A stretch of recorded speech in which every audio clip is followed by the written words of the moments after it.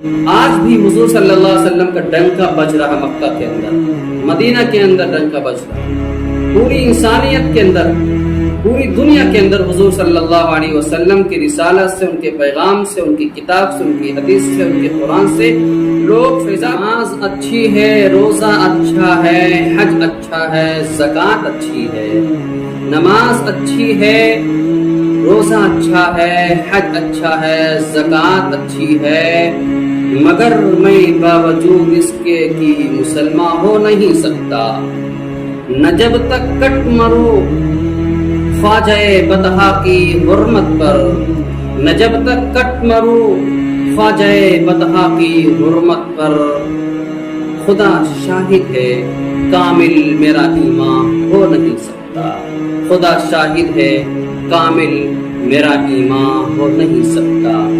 عزیزو، حضور اکرم صلی اللہ علیہ وسلم کی ذات گرامی تمام انسانیت سے اعلیٰ و ارفع ہے۔ اللہ تبارک و تعالیٰ نے جتنے انسان کو پیدا کیا ہے ان تمام انسانوں سے اعلیٰ حضور اکرم صلی اللہ علیہ وسلم کو بنایا۔ حضور صلی اللہ علیہ وسلم کی فضیلت و اہمیت تمام انسانیت سے اعلیٰ و ارفع ہے۔ حضور صلی اللہ علیہ وسلم تو لوگوں کو اپنے سینے سے لگاتے تھے، حضور اکرم صلی اللہ علیہ وسلم اپنے گلے سے لوگوں کو لگاتے تھے، تو پھر آخر وجہ کیا ہے؟ اللہ علیہ وسلم ہی کی شخصیت پر لوگ کیچڑ اچھالتے ہیں، ایسا کیا ہے؟ وجہ کیا ہے؟ آئے دن کبھی فرانس والے، کبھی جرمن والے اور دیگر لوگ کبھی کبھی ایسا کر دیتے ہیں کہ بخانہ منہ سے کرنا شروع کر دیتے ہیں۔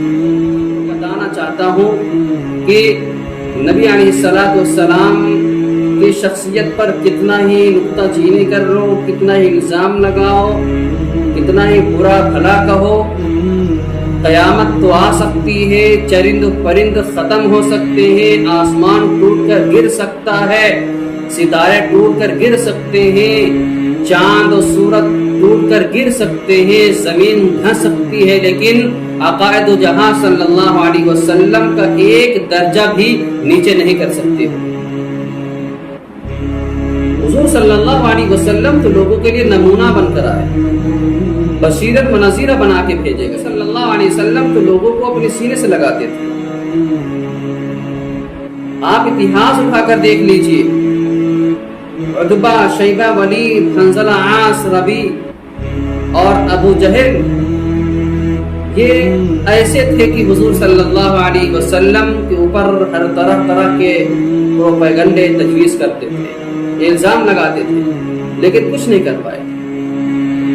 آج بھی حضور صلی اللہ علیہ وسلم کا ڈنکا بج رہا مکہ کے اندر، مدینہ کے اندر ڈنکا بج رہا، پوری انسانیت کے اندر، پوری دنیا کے اندر حضور صلی اللہ علیہ وسلم کی رسالت سے، ان کے پیغام سے، ان کی کتاب سے، ان کی حدیث سے، ان کے قرآن سے لوگ فیضاب ہو رہے ہیں۔ حضور صلی اللہ علیہ وسلم کی قرآن مقدس میں بے شمار جگہ پر تعریف کی گئی، کہیں پر کہا گیا یا ایھا المزمل، کہیں پر کہا گیا یاسین، کہیں پر کہا گیا یا ایھا المدثر، کہیں پر کہا والضحیٰ واللیل اذا سجا، کہیں پر کہا لم نشرح لک۔ یہ محبوب صلی اللہ علیہ وسلم کی بے شمار تعریف کی گئی ہے۔ کوئی چاہے کہ ہم حضور کی تعریف کو کم کر دیں تو کم نہیں کر سکتا، جتنا ہی کم کرو گے اتنا ہی حضور کا درجہ اعلیٰ ہوگا، حضور کا درجہ ارفع ہوگا۔ اس لیے قرآن مقدس میں اللہ تعالیٰ نے بیان کیا ہے وَرَفَعْنَا لَكَ ذِكْرَكَ۔ عزیزو، حضور صلی اللہ علیہ وسلم کی شان میں گستاخی کرنا بند کرو۔ دیکھا جاتا ہے کہیں ٹوپی دیکھ کر اعتراض کیا جاتا ہے، کہیں کرتے پاجامہ کو دیکھ کر اعتراض کیا جاتا ہے، کہیں داڑھی مبارک کو دیکھ کر اعتراض کیا جاتا ہے۔ یہ کیا ہے؟ جب یہ مسئلہ بتلا دیا گیا کہ اپنے اپنے مذہب کے مطابق عمل کر سکتے ہیں، تو پھر کسی دوسرے مذہب کے اوپر کیچڑ کیوں اچھالتے ہیں؟ اس لیے مذہب کے اوپر کیچڑ اچھالنا بند کر دیجئے۔ اور آپ کہتے ہیں کہ اسلام میں لوگوں کو زبردستی داخل کیا جاتا ہے، تو ہم زبردستی کسی کو نہیں داخل کرتے ہیں۔ قرآن میں اللہ تعالیٰ نے بیان کیا ہے لا اکراہ فی الدین، دین میں کوئی زبردستی نہیں ہے۔ हम ज़बरदस्ती किसी को कलमा नहीं पढ़वाते हैं, ज़बरदस्ती नमाज नहीं पढ़वाते हैं, ज़बरदस्ती कुरान नहीं पढ़वाते हैं, ज़बरदस्ती अपनी मजलिस में नहीं बैठाते हैं, ज़बरदस्ती हम कोई काम उनके ऊपर रासख नहीं करते हैं कि आपको ये काम करना है, आपकी मर्जी है करिएगा, आपकी मर्जी नहीं न करिए। किसी की शख्सियत पर किसी की शान में गुस्ताखी करना ये गलत बात है।